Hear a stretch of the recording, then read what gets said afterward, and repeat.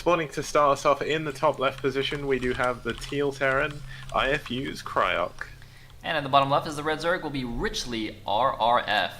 So yeah, basically in the Zotac Global Cup that happened yesterday morning, which was well, I mean, as the name suggests, it was an open tournament for all regions. There were several Koreans participating with the RRF tag, and one of them was Richley. I don't think he got past the quarterfinals or something like that, but yeah, it was pretty cool to see that, and will be interesting to see how he does against Cryoc here. Cryoc, by the way, this morning, he played in the Rust Brain Cup, and he beat DeWalt 2-1.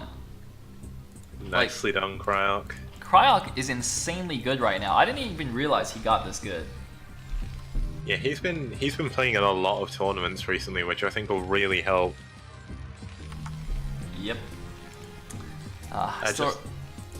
I still remember the good old days, man, when he was like a B- C+ player on IC Cup.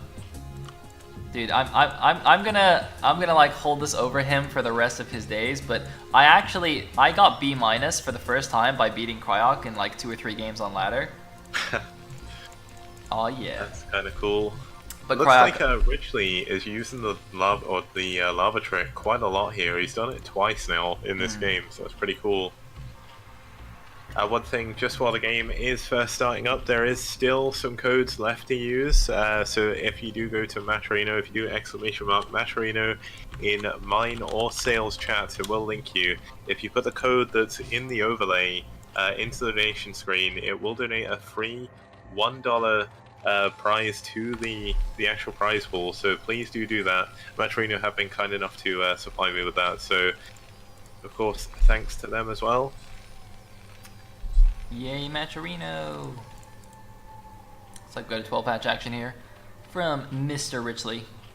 We do, and it looks like we're going to have Cryoc going for a 1-Rex expand as well. Not doing any form of 1-1-1 shenanigans today. Yeah, Cryoc seems to be a pretty standard player. Yeah, we saw him... Wait, didn't we see him play against like Eon Zerg or someone recently? He definitely played a TvZ that we casted and was kind of complaining about stuff. Yeah, I think it was definitely the Eon Zerg or one of the other good Zerg players, because he complained about how Terran is really easy to play when he lost. Oh man. It's quite funny because DeWalt streamed his games against Cryoc, and after Cryoc lost the second game, I think, he also said something like, ugh, 1 misclick and you just lose the game as Terran or something. It was really funny.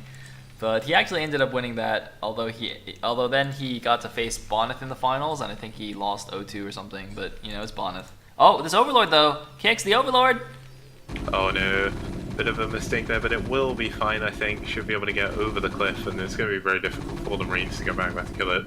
Although somehow he still has vision of it. There we go, finally losing vision there. And that Overlord will be able to scuttle off to above the bones in the background. He has seen the command center going up, so that's going to be a good scout for him. Yes, indeed it will. And, well, I don't see anything too crazy, though, from Richley either. So, just going to be seeing normal stuff, no crazy double Evo builds. Like we saw from, what was it, La Poca or something like that? I forgot his name already, jeez. Lapata? Lapaka? Or Lapata? LP-ATA. I don't want to say it incorrectly, this is bad. Oh no. Alright. Looks like people in chat are saying that Richley's MMR is about 2700, so this should be a pretty high level match if that is true. Cryoc presumably is pretty close to that, maybe not quite 2700, I'm not really sure. Most of the top foreigners are, you know, around that level.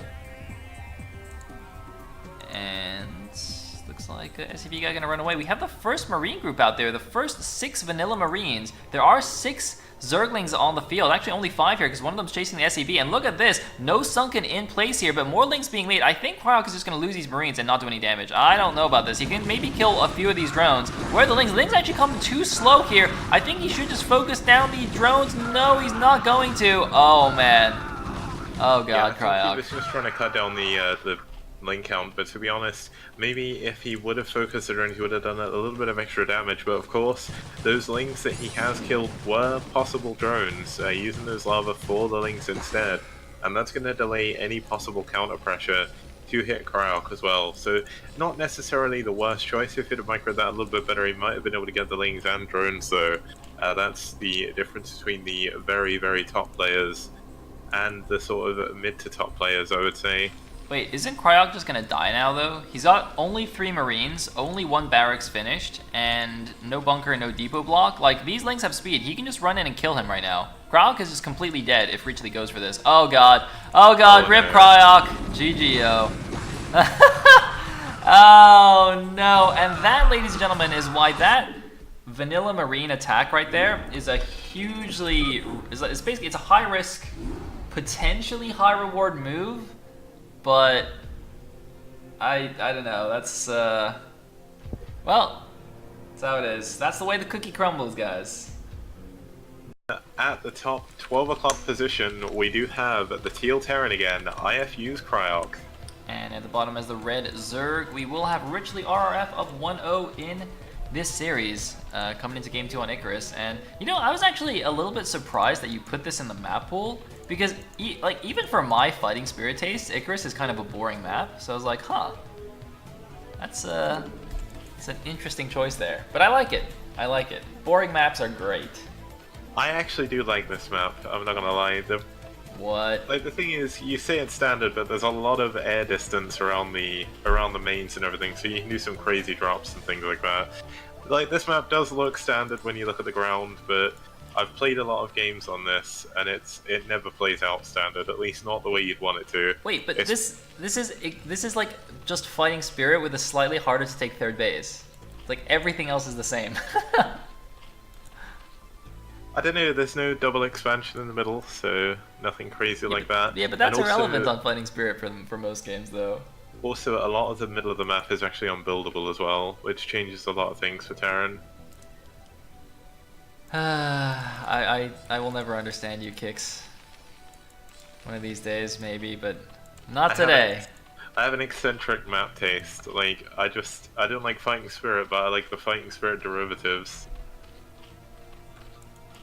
Just the way it goes, you know. You never know. One day the fighting spirit may actually come back in the Clash of Char map pool, and you may just sort of die of anaphylactic shock or whatever the word is. Dude, I think, you know what? I think you're just like a map hipster, and the only way you're gonna put fighting spirit in is if for some reason people stop playing it, and then like in 5 years' time you're gonna be like, oh, look at this map, fighting spirit, and you're gonna pretend like, you know, it's such a cool map and everything. But you're just a hipster, Kix.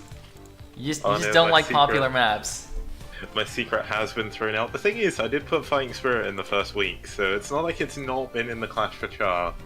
I'm not beyond putting it in the map pool, but I've slowly got to the point where I've actually run out of maps that are sort of relatively modern, like modern enough like after 2008 or 2008 onwards, and I kind of don't want to cycle the same ones over and over, so I'm trying to mix it up a little bit more now, if I can.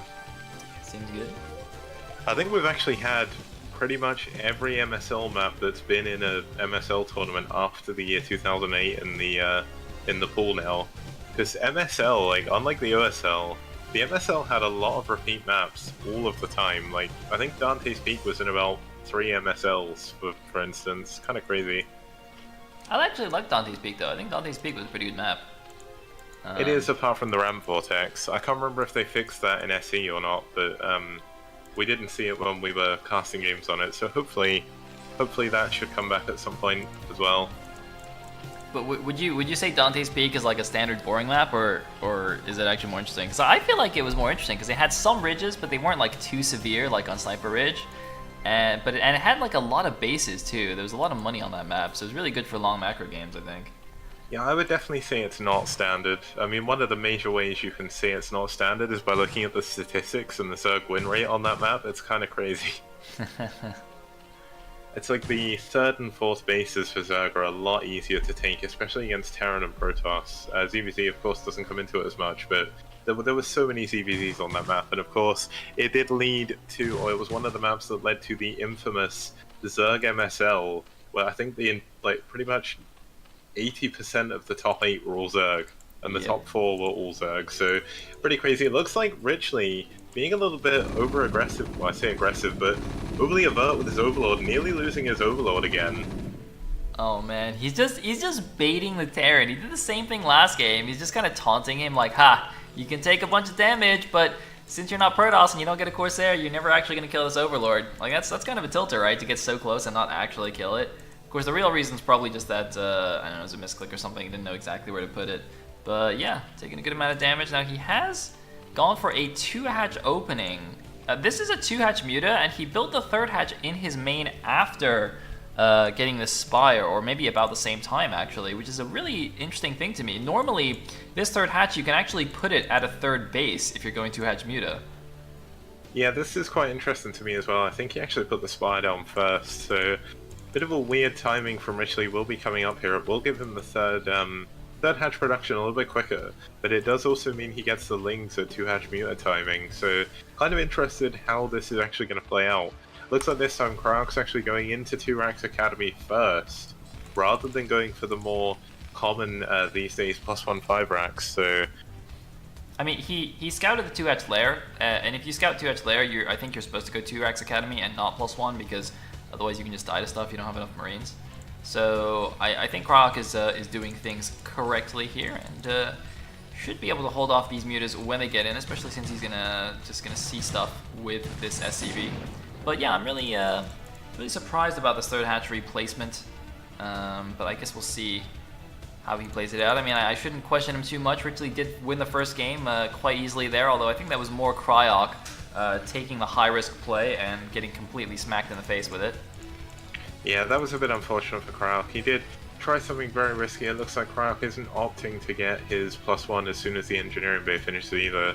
We do have Lings sort of moving out on the map, trying to see if they can get any damage done whatsoever, but they will be forced to just stay back because of the bunker, and we now have the Mutalist on the way.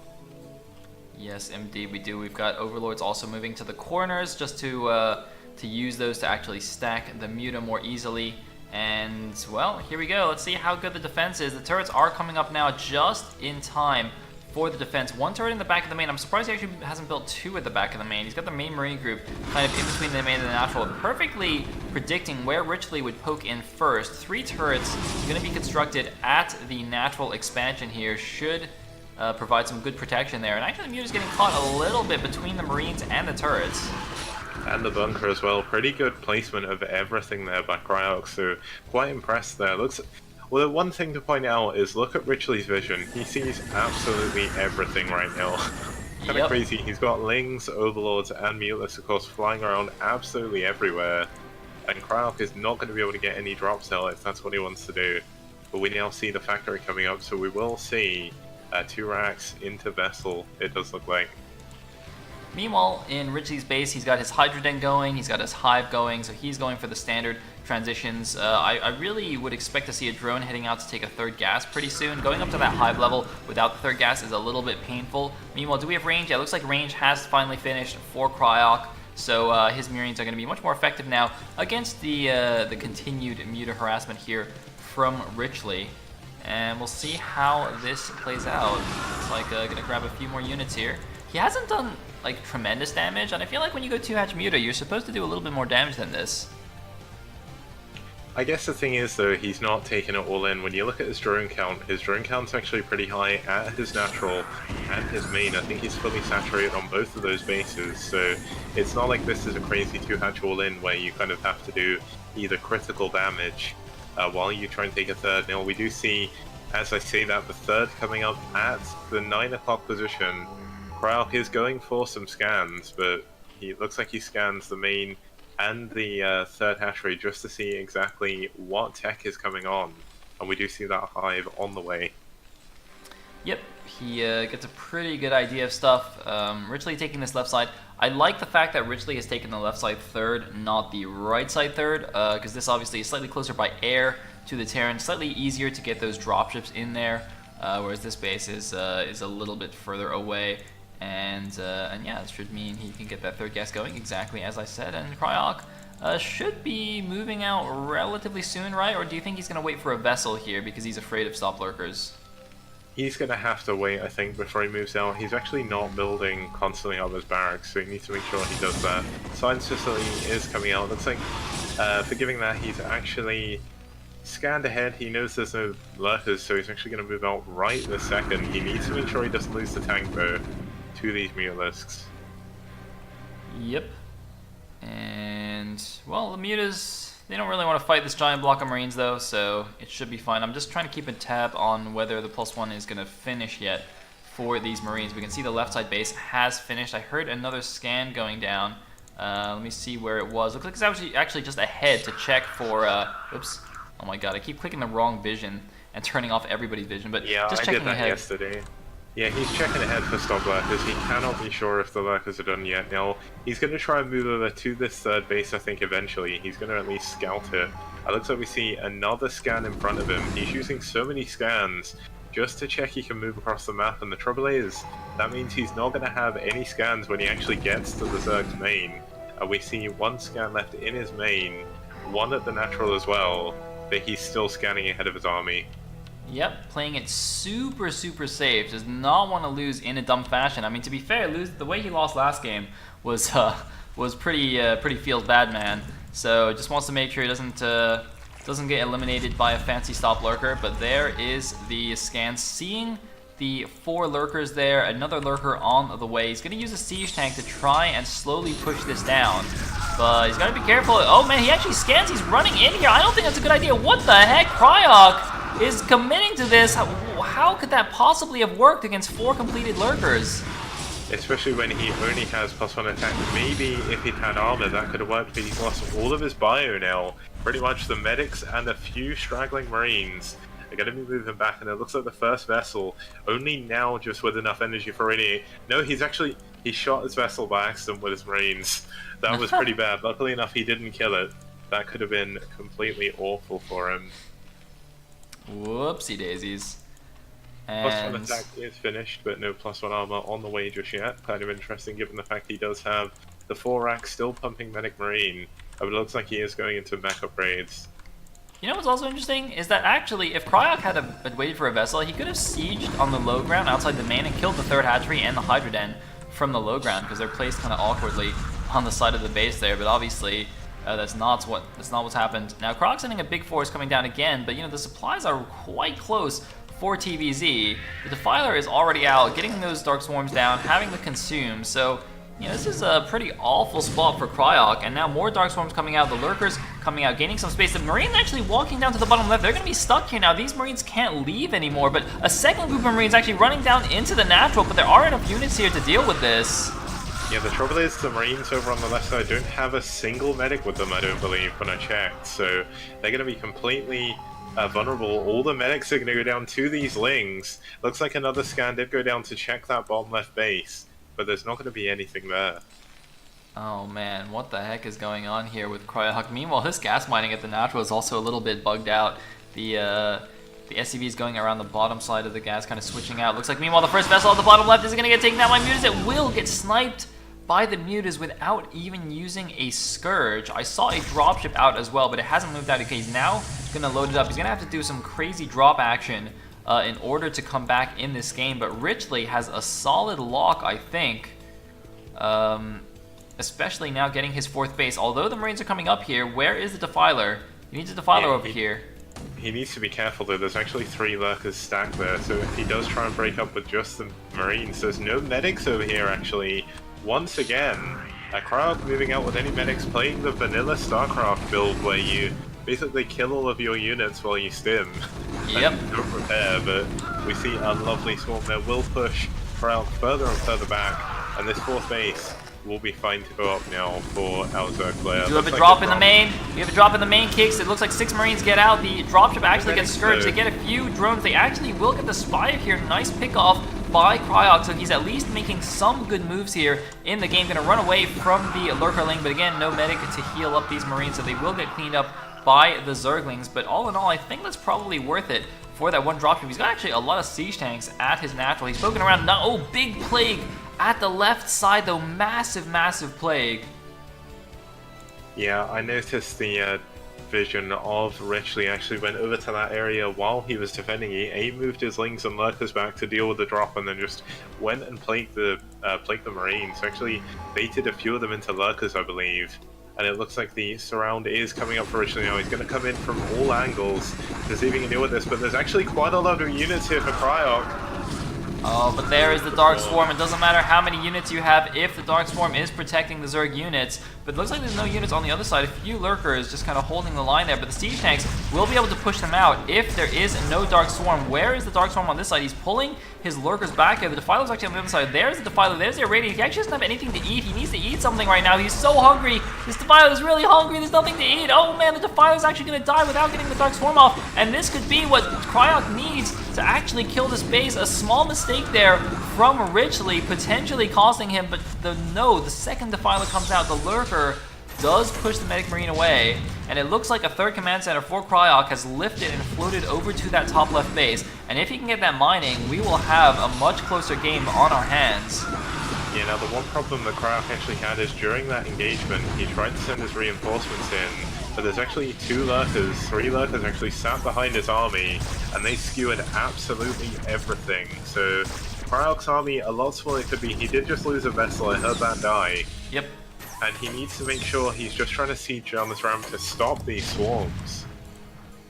Oh man, this is super painful. It looks like the small Medic Marine group outside the Zerg Natural, though, is doing a little bit of work for him. It looks like he's actually built a fourth command center in his main. He's lifting it towards the top right base. The top left base is now established, but he has not yet transferred SCVs there, despite I mean, he's holding the position that he needs to actually defend that base. If he can transfer SCVs right now, I guess he just hasn't thought of it just yet.